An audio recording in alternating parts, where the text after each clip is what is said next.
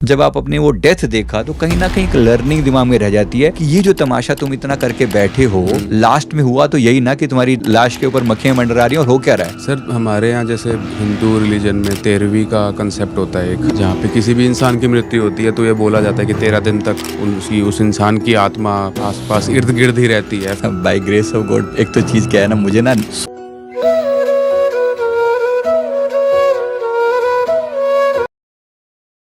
संजीव जी, बहुत बहुत स्वागत है आपका पावर टॉक शो के नए एपिसोड में। मेरे को बहुत अच्छा लगा कि आप अपना कीमती समय देने यहाँ पे आए। संजीव जी, एक कहावत बोल लीजिए या फिर एक डायलॉग जो नॉर्मल लोगों में एक्सचेंज होता है, जिसमें लोग बोलते हैं कि पास्ट के बारे में जितना कम जानो उतना अच्छा है, उतना ही बुरा लगेगा।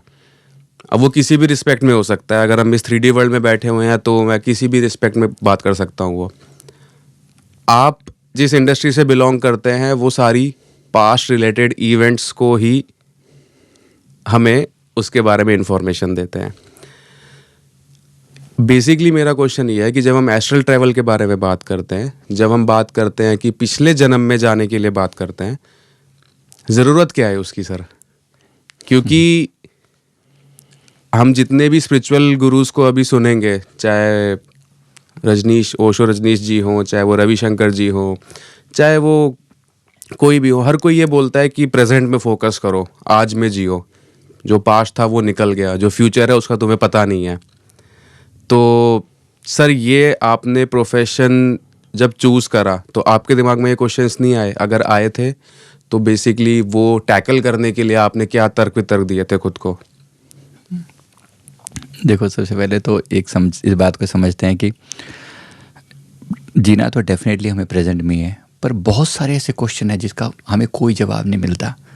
एक व्यक्ति का एक्सीडेंट हो जाता है, सीधा सवाल होता है, हे भगवान तूने ऐसा क्यों किया, राइट? जिसको लोग भगवान कह रहे हैं, कहीं ना कहीं उस टोटलिटी के साथ एक सवाल है, ब्रह्मांड से एक सवाल है कि मेरे साथ ही ऐसा क्यों।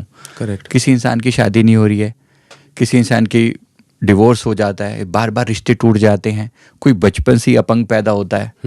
आखिर कुछ तो होगा ना, सवाल तो मन में आता ही है ना, मेरे साथ ही क्यों, वाई मी। जी। जैसे ही सवाल आता है why me, you have to look back, क्योंकि प्रेजेंट में उसका आंसर नहीं है। राइट। दुनिया की जितने भी इस टाइप के क्वेश्चन हैं जो बहुत टीडियस हैं, जिसके बारे में आप कुछ भी नहीं बोल सकते, तो कहीं ना कहीं तो आपको गो बैक करना ही पड़ता है। मेरा कोई इंटेंशन नहीं है कि मैं पास्ट के बारे में ज़्यादा कहानियाँ सुनाऊं, बिल्कुल भी नहीं। मैं हमेशा प्रेजेंट में जीने वाले लोगों में से, मैं बाई प्रोफेशन एक इंजीनियर रहा हूं, तो मुझे प्रेजेंट में जीना और लॉजिकल रहना हमेशा अच्छा लगता है। बट फिर भी जब आप ऐसे सवालों पे आते हो, लोग हैं, दुखी हैं, परेशान हैं।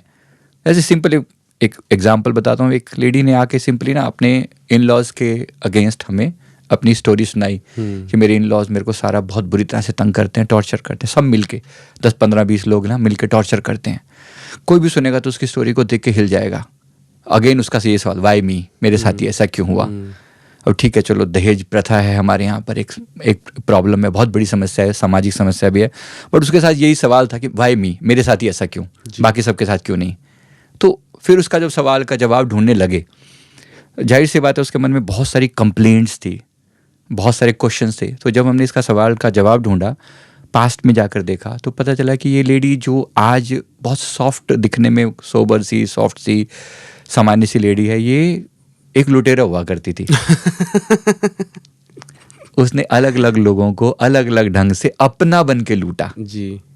जिस रिश्ते को उसने जिस रूप में लूटा, आज वो रिश्ते उसी रूप में उसको दिए गए। ये सारी एक जन्म की बात है या फिर 1 या 2 जन्मों में स्प्रेड था। अच्छा। ओवरऑल मतलब ये था कि उसने जिन लोगों को लूटा, किसी को बेटा बन के लूटा, तो आज वो लेडी जो है उसकी सास बन के आई हुई है। किसी को पति या पत्नी के रूप में, इस टाइप से। तो लुटेरा था, मतलब एक जेंट्स था, मेल था जी। तो उसने जिस रूप में अनेक लोगों को अलग अलग तरीकों से अब्यूज किया, लूटा उनको। तो डेफिनेटली अब वो सब उनको अपना रिटर्न लेने के लिए आए हैं। अब उसका ये सवाल था कि अच्छा चलो, मान लो मैंने समझ भी लिया वाली बात, मेरा गुस्सा तो खत्म नहीं होता। हमने कहा देखो, अगर आप जीवन में सुधार चाहते हो, अगर आप चाहते हो कि आपका फैमिली अच्छी बने, कंटिन्यू करे, कुछ तो चेंज करोगे ना। बिल्कुल। अगर आप इसी तरह कंप्लेंट मोड में रहोगे तो सारी जिंदगी लड़ते रहो। ठीक है, ये शादी छूट जाएगी, मान लो आप छोड़ के किसी दूसरे के पास चले जाओगे, कुछ और कर लोगे, तो भी क्या, तो आपको क्या लगता है चीजें सुलझ जाएंगी? हो सकता है नहीं हो, आपका मन में एक पैटर्न बन चुका है ऐसा कि सभी लोग बुरे होते हैं। राइट। हमारे यहाँ वो बॉलीवुड में चलता है ना, इन्हीं लोगों ने ले ली ना दुपट्टा। अब दुपट्टा भाई लोग क्यों लेंगे आपका, आखिर आप ही का क्यों? कुछ तो गड़बड़ आपकी भी होगी ना, थोड़ा समझिए अपने आप को। तो यहाँ जब ये सवाल पैदा होता है ना, तो फिर उस लेडी ने फिर जब ये रियलाइज किया कि सच में प्रॉब्लम हो सकता है, हमने सिंपली एक हवाईयन प्रेयर होती है, ho'oponopono prayer, I am sorry, please forgive me, thank you and I love you. हमने कहा कि दिल से ना इन सभी लोगों को, बेशक आप छोड़ देना इनको बाद में, लेकिन एक 6 महीने का टाइम दे लो, एक आखिरी प्रयास कर लो हमारे कहने से।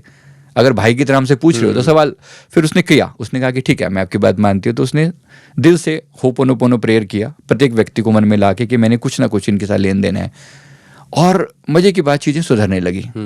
3-4 महीने बाद उसका मैसेज आया कि चीज़ें बदलने लगी हैं भैया, बहुत चेंज हो गया। और फिर मैंने कहा कि अब ये साथ साथ ये भी कहो कि प्यार से उनकी सेवा भी करो।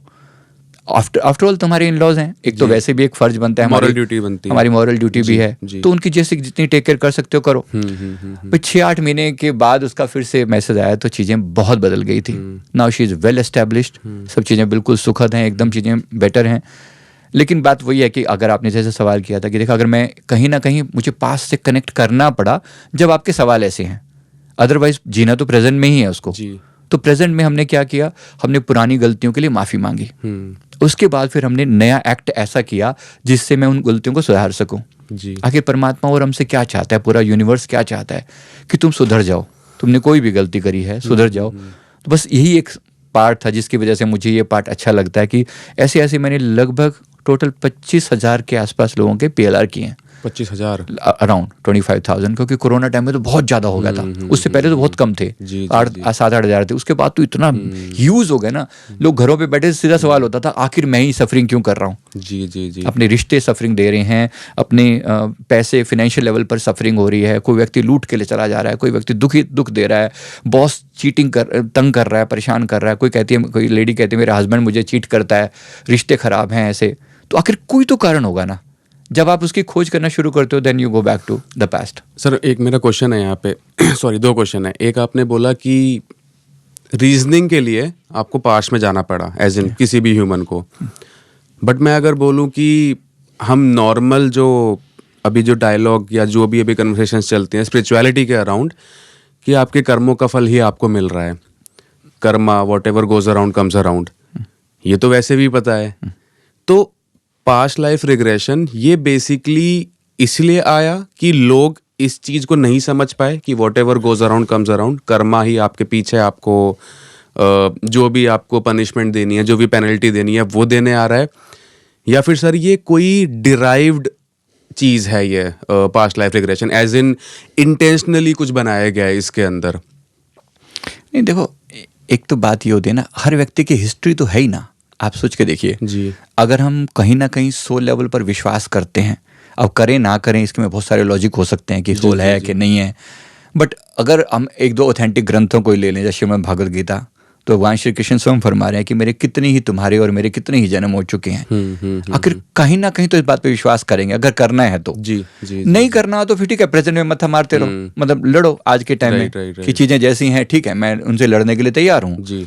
जो प्रेजेंट वाले लोग हैं, बट उसके लिए गट्स चाहिए, उसके लिए गट्स चाहिए, राइट। कहीं ना कहीं कोई एक्सप्लेनेशन तो चाहिए ना, मन को संतुष्टि चाहिए कि हाँ इसलिए हुआ था, अब मैं समझ गया कि मेरी ये गलती थी, अब मैं सुधारने के लिए तैयार हूँ। वरना there was only one thing which was blame. जैसे सर कुछ लोग बोलते हैं कि मुझे क्लोजर चाहिए, हाँ क्लोजर चाहिए, किसी भी इशू का क्लोजर चाहिए, then I can move on और मैं नई चीज स्टार्ट कर सकता हूं। हुआ क्यों था, वाई सवाल बहुत बड़ा है। बिल्कुल। इंटेंशन क्या थी, क्यों मेरे साथ ही ऐसा हुआ। किसी व्यक्ति का बहुत नजदीकी एक लेडी के माता पिता बहुत जल्दी एज में एक्सपायर कर गए, आज के मेरे साथ ही क्यों, वाई नॉट मेरे भी आज पेरेंट्स होते, मेरे को भी प्यार मिलता। तो पास में जाके देखा, बहुत सारी चीजें निकल के आई, उसको फिर एक्सप्लेन किया। आखिर कहीं तो चीजों को संभालना पड़ेगा ना, तो इसलिए कोई ऑप्शन नहीं है कुछ चीजों में, बाकी जीना तो प्रेजेंट में ही है ऑब्वियसली। बिल्कुल। एंड सर आपने एक चीज और बोली थी, ये इन फीमेल की स्टोरी सुनाते हुए, कि आपने वो प्रेयर्स के थ्रू उनसे अपोलोजाइज करा था कि मेरे से कुछ प्रॉब्लम हुई थी लास्ट प्रीवियस लाइफ में। तो सर ये तो वही बात हो गई कि गलती करो, सॉरी मांग लो और बात खत्म। तो वो कंपनसेट कैसे हुआ सर? मतलब अगर फॉर एग्जांपल मेरा दिल किसी ने बहुत ज़्यादा दुखाया है, मेरे से कुछ लोग आके सॉरी बोल दे रहे हैं, तो सर पेन तो मेरे को मिला ना, एक उनके एक सॉरी से मेरा पेन तो खत्म नहीं हुआ। मतलब आप समझ रहे हैं सर जो मैं बोलना चाह रहा हूँ? मे बी मैं समझा नहीं पा रहा आपको। नहीं ठीक बात है आपकी, बिल्कुल सही है। देखो पेन तो सच, ये बात सही है, पर आज जब वो घटना घट चुकी है, अब आप क्या कर सकते हो? या तो उस घटना के तुरंत बाद आपको होश आ गया होता, समझ आ गई होती, है ना। एक छोटे बच्चे का एग्जाम्पल लेके चलते हैं। मम्मी के बच्चा जो है ना कहीं से एक किसी की पेंसिल चुरा लाता है, मम्मा मुझे तो अच्छी लगी पेंसिल, बहुत अच्छी लगी, मैं तो ले आया। अब मम्मा क्या करेगी? पहले नहीं बेटा नहीं, गलत है, तुम्हारी चीज़ नहीं है, किसी और की चीज़ है, वापस करके आओ। अब बच्चा जो है ना जिद करके बैठ जाए, नहीं मुझे तो यही पेंसिल लेनी है जी। अब माँ क्या करेगी? पहली बार में प्यार से समझा देगी, थोड़ा लाड भी करेगी शायद, नहीं बेटा दे दे, वापस कर दे, ऐसा वैसा। लेकिन जब वो नहीं मानेगा तो हो सकता है कदा चपेट भी लगा दे, और लगानी भी चाहिए। बिल्कुल। जब बच्चा सच में कोई ऐसी गलत रास्ते पर जा रहा है तो माँ बाप का काम क्या है? बस ऐसा ही काम समझो नेचर का है, प्रकृति का भी है। उसका भी एक अननोन चांटा जो है ना, वो एक प्रकृति हमारी माँ की तरह से है, बिल्कुल। एक अननोन चांटा उसका भी लगता है, प्यार से समझाया जाता है। जब भी कोई गलत काम करने लगते हैं, एक अंदर से इंटरनल फीलिंग आती है, कुछ दिल कचोटता है, अंदर एक पीड़ा सी उठती है जो कहती है कि कुछ गलत है। लेकिन जब इंसान उसे इग्नोर करके अपने उस काम को करने लगता है, पहली बार जिसने ब्राइब ली होगी, पहली बार जिसने ब्राइब दी होगी, किसी को चीट किया होगा, किसी का दिल दुखाया होगा, सच में अंदर एक इंटेंस पीड़ा उठती है, लोग इसको इग्नोर करके आगे बढ़ जाते हैं, राइट। तो कहीं ना कहीं आपको प्रकृति छोड़ती नहीं है, वो पीड़ा ही पहला दंड है, पनिशमेंट है कि आप गलत दिशा में जा रहे हो, राइट। लेकिन जब आप उसको इग्नोर करते चले जाते हो, फिर एक दिन गलती हो जाती है, तो अब जब गलती हो गई और फिर आपको कुछ टाइम के बाद रियलाइज होता है, फिर आप क्या करोगे? बट सर एक चीज जैसे आपने बोला ना कि एक फर्स्ट पेनल्टी आती है नेचर की तरफ से कि आपको मेंटल डिस्कम्फर्ट मिल जाएगा या अंदर एंग्शियस फील होने लग जाएगा। सर रीजन क्या होता है कि पता होने के बावजूद मुझे पता है ये काम गलत है। जैसे फॉर एग्जांपल सर मैं देखता हूँ लोग इंटेंशनली किसी जानवर पे उसको बहुत पीड़ा देने लग जाते हैं, मार पिटाई करने लग जाते हैं। कुछ लोग ऐसे हैं जो जबरदस्ती डंडा लेके कुत्तों को मारने लग जाएंगे, या फिर चलते फिरते कोई अगर गरीब आदमी चल रहा है तो जबरदस्ती उसको परेशान कर देंगे। तो सर पता तो सबको ही है ना ये गलत है, उसने क्या बिगाड़ा है? उस इंसान ने, उस जानवर ने, या उस ऐसे जीव ने जिसका आपसे कोई लेना देना नहीं है।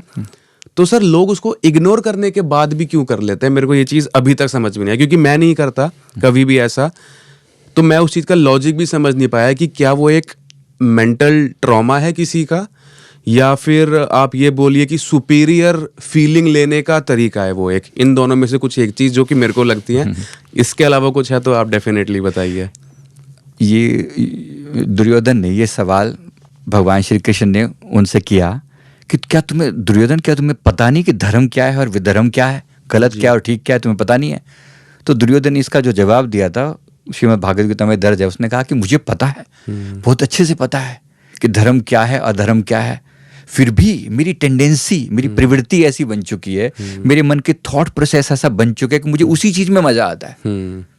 डेफिनेटली उसमें कुछ तो है जो एक टेंडेंसी को रिपीट करता है। एक उदाहरण से बताता हूँ, जैसे कुछ लोग मिलके एक लड़के हम आपस में लोग दोस्त बैठे हैं और एक दूसरे के बारे में मजाक उड़ाते हैं। जैसे अब एक उनमें से एक थोड़ा भोला सा इंसान है और एक लड़का उसका बहुत गंदे तरीके से मजाक उड़ाता है जी।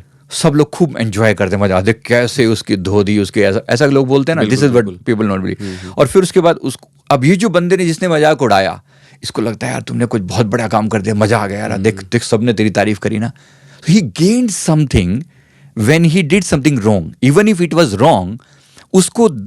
उसको जो दर्द उसने दिया और अंदर जो पीड़ा हुई तो ही होगी जरूर, लेकिन जो लोगों से अप्रिशिएशन मिला वो मच बेटर था उसके लिए। उसने कहा कि ये चीज बहुत अच्छी, इतने लोगों ने मिलकर मेरी आज तारीफ करी, इसका मतलब मैंने कोई बहुत बढ़िया काम कर दिया।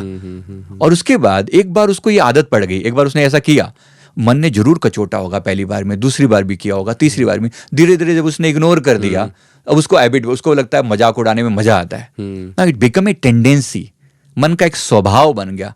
ऐसी मैं एक माइंड प्रोग्रामर भी हूं, तो लोगों के माइंड का पैटर्न स्टडी करना एक लॉजिकल है, बिल्कुल लॉजिकल सी बात है। एक बार मन में पैटर्न कुछ बन गया ना, आप उस पैटर्न के आसपास ही घूमते रहते हो, क्योंकि एक बार आपने मन ने मजा ले लिया उस चीज का। अब आपने सर्टेन टाइम में किसी ने पर्टिकुलर टाइप के किसी सिचुएशन में पिज्जा खाया, किसी को लगा बहुत अच्छा है, बड़ा टेस्टी है, इवन इफ यू नो कि वो कितना अनहेल्दी है शरीर के लिए, फिर भी लोग खाते हैं। स्वाद, उसका टेस्ट ऐसा है। अब टेस्ट ऐसा है, उसमें दुनिया भर की चीजें ऐसी हैं जो बिल्कुल अनहेल्दी हैं, बिल्कुल कोई भी व्यक्ति नहीं खाना चाहेगा अगर उसको थोड़ा सा डिटेल में बता दिया जाए। ऐसे लोग नॉन वेज की बात करते हैं, कहीं ना कहीं जानते तो हैं कि पाप है, फिर भी वो टेंडेंसी जो है ना वो छोड़ती नहीं है उन्हें। राइट। तो उसको एक बार कहीं ना कहीं इन्वोक करना, शायद उसी को हम स्पिरिचुअलिटी कहते हैं। कि भी जिस बंदे के अंदर वो अवेकनिंग हो गई, जागृति आ गई, उसको समझ आ गई कि मैं अपने कर्मों के लिए फुल्ली रिस्पॉन्सिबल हूँ, आज नहीं तो कल, कल नहीं तो परसों, जो आज मैं कर रहा हूँ ना मुझे रिटर्न जरूर देना पड़ेगा। सर क्या अवेकनिंग के लिए सफरिंग जरूरी है? क्योंकि मैं एक बार प्रश्न पूरा बोल देता हूँ। मैंने क्वेश्चन क्यों पूछा, क्योंकि अक्सर लोग जब लाइफ अच्छी चल रही होती है ना तो अपने क्रिएटर को याद नहीं करते, या फिर जहाँ से भी उनको वो पावर मिलती है, मेंटल पावर, स्पिरिचुअल पावर, याद नहीं रखते लोग। मैं मेजॉरिटी लोगों की बात कर रहा हूँ, कुछ लोग डेफिनेटली एक्सेप्शंस होंगे। बट जब सफरिंग मिलती है ना, पीड़ा होती है, तो हर किसी का चक्कर मंदिर, मस्जिद, चर्च, गुरुद्वारे पे लगता ही लगता है। एक नॉर्मल हिंदू रिलीजन का बंदा वो शायद दरगाह पे भी चला जाएगा, वो चर्च में भी चला जाएगा, वो गुरुद्वारे भी चला जाएगा, एंड वाइस वर्सा, सब लोग रोटेट हो जाते हैं। तो क्या एक्चुअल में अवेकनिंग के लिए सफरिंग की ज़रूरत है?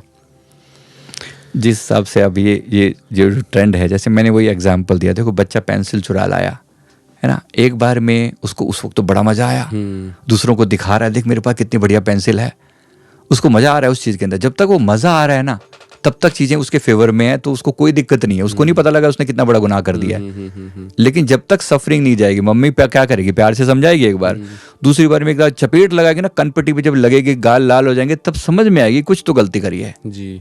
कहीं ना कहीं प्रकृति हमें इसी तरह से प्यार से समझाती है। उसके थप्पड़ भी फिर ऐसे ही होते हैं। तो लगता है कि सफरिंग एक लर्निंग का ही हिस्सा है, उसको लर्निंग ही कहा जाए तो ज़्यादा अच्छा है। बिल्कुल। थोड़े से जब तक गड्ढा ना आए तो ऊंचाई की पहचान ही नहीं हो पाती। बिल्कुल। कोई भी ऊंचाई है तो गड्ढा जरूर होगा, डेफिनेटली होगा, और होना भी चाहिए। बिल्कुल होना भी चाहिए। वो इंसान ही क्या जिसके जीवन में कोई कांटे नहीं है, जिसके जीवन में कोई रुकावट ना आए, सारे जीवन एकदम बिल्कुल हाईवे की तरह स्मूथ चलेगा तो बाद मजा नहीं आएगा। बिल्कुल सर, वो तो ड्राइविंग में भी मजा नहीं आता। बिल्कुल बिल्कुल 600 किलोमीटर स्ट्रेट हाईवे पे लाइफ में क्यों मजा आएगा? फिर हर्डल्स चाहिए, हर्डल्स डेफिनेटली चाहिए जीवन में। बिल्कुल बिल्कुल बिल्कुल। सर आपने अभी बाहर बताया था कि आप पहले प्राइवेट सेक्टर में जॉब करते थे। सर वहाँ से निकलने के बाद यहाँ पे ट्रांजिशन कैसे हुआ? एंड सर जो आपकी पास्ट लाइफ रिग्रेशन जो मेन आपका स्पेक्ट्रम है, क्योंकि सर वो एक विद्या है, वो नॉलेज है, इट इज़ नॉट समथिंग कि जो आपको किसी ने गॉड गिफ्ट बाय बर्थ ही भेजा हो। मतलब जितना मेरे को लगता है वो बिल्कुल बिल्कुल वो एक्वायर्ड एक नॉलेज है, आपने उसके लिए डेफिनेटली कुछ एफर्ट्स डाले हैं। सर वो ट्रांजिशन कैसा था वो, और वो रीज़न क्या था वो ट्रांजिशन होने का? देखो सबने, जैसे आपने कहीं ना कहीं इकिगाई करके बारे में सुना है, जी, सभी जी, की एक जापानीज टेंडेंसी है, हमारी बाय बर्थ एक टेंडेंसी होती है। समहाउ वो टेंडेंसी स्पिरिचुअलिटी ही थी, क्योंकि मेरा बाई जब मेरी एज शायद 7-8 साल की रही होगी, तभी से मुझे नामदान मिल गया था अपने गुरुदेव की, मतलब जो ब्लेसिंग होती है जिसे वो बोलते हैं, दीक्षा बोलते हैं, तो मिल गई थी। यानी इतने पास्ट तो अच्छे रहे होंगे कि बाय बर्थ आपको ये सारी चीज़ों की समझ थी। तो लेकिन फिर ये था कि उस समय लॉजिकल रहना बहुत पसंद था, तो लॉजिकली वो जो भी पढ़ाई करी उस हिसाब से इंजीनियरिंग बीटेक किया, और फिर उसके बाद इंजीनियरिंग में जॉब लगी, और फिर उसके बाद कई कंट्रीज़ में ऐसे ही घूमे और बहुत कुछ किया, बहुत सारे अलग अलग। मेरे 6 पेटेंट्स हैं। 6 पेटेंट्स हैं सैमसंग में as a senior chief engineer की पोस्ट पर था, तो उस सैमसंग से ही फाइल किए थे। अच्छे खासे जो सैमसंग में आप जितनी भी चीज़ें यूज़ करते हो में काफ़ी चीज़ें यूज़ होती हैं। मेन बात ये थी कि जब आप एक लेवल पर आने के बाद, जब एक मैच्योरिटी का लेवल आया, एक सर्टन एज में जाकर लगभग 33-34 के आसपास ना, कुछ ऐसी चीज़ें लगने लगी कि भाई सब कुछ तो है लेकिन फिर भी अंदर एक एम्प्टीनेस है, एक खालीपन है जो अंदर से वॉइड है, जो आपको कहीं ना कहीं खींच रहा है। जन कल्याण का भाव बार बार मन में उठा करता था, और बार बार नंबर्स दिखा करते थे, ये 11111 और 7777 बहुत बार दिखते थे। तो कहीं ना कहीं वो चीज़ स्पिरिचुअलिटी की मांग करती थी। फिर मैंने उस समय जॉब में रहते रहते वीकेंड पे जाके मेडिटेशन वगैरह करने के लिए शुरू किया, और चीज़ें बदलती गई अकॉर्डिंगली। फिर धीरे धीरे स्टडी करी है सारी चीज़ों के, NLP, पास्ट लाइफ रिग्रेशन, और फिर रेकी और एंजल थेरेपी, और ऐसे ये सारी अलग अलग डोमेन्स में जाकर सर्च किया, देखा, बहुत कई ट्रेनिंग्स ली, तब चीज़ें समझ में आई कि ये इतनी डेप्थ में चीज़ें हैं अवेलेबल, और वो मेरी थीम से मैच भी करती हैं, कहीं ना कहीं अंदर इन हार्ट वो मैच करती है। और एक टेंडेंसी थी कि किसी का दुख दूर किया जाए। मतलब एक ये चीज़ हमेशा से रहती थी, यार ये व्यक्ति दुखी है और दुख के लिए कोई ऐसी चीज़ नहीं है कि भाई कोई मैं इसको कोई पैसे दे दूं या कुछ और कर दूं। कम से कम कुछ ऐसा है कि अगर मैं इसको थोड़ा सा सही डायरेक्शन में ले चलूं तो प्रोबेबली इसकी प्रॉब्लम इतनी बड़ी नहीं है जो उसे लग रही है जी। तो इस बात को देखते हुए फिर ये थोड़ा शिफ्ट किया और आज के हिसाब से समझ गया। सभी साधकों के लिए शुभ समाचार, अब अमृत वेला मेडिटेशन क्लास होगी गूगल मीट पर। अमृत वेला मेडिटेशन ज्वाइन करें। पहला सत्र सुबह 3:30 से 4:30 बजे तक, दूसरा सत्र सुबह 4:30 से 5:30 बजे तक। सत्संग और साधना ज्वाइन करें। सत्संग रात 9:15 से 9:30 बजे तक, साधना और जाप रात 9:30 से 10:30 बजे तक। ये क्लास बिल्कुल फ्री है, इसका हिस्सा बने और अपने जीवन में आध्यात्मिक ऊर्जा का संचार करें। सभी साधकों से निवेदन है, यदि आपने अभी तक हमारा साधना व्हाट्सएप ग्रुप ज्वाइन नहीं किया है तो तुरंत करें। यहाँ आपको सभी आवश्यक दिशा निर्देश मिलेंगे। मेडिटेशन क्लास और व्हाट्सएप ग्रुप के लिंक आपको इस वीडियो के डिस्क्रिप्शन बॉक्स में मिल जाएंगे। आइए साथ मिलकर आध्यात्मिक यात्रा पर चलें।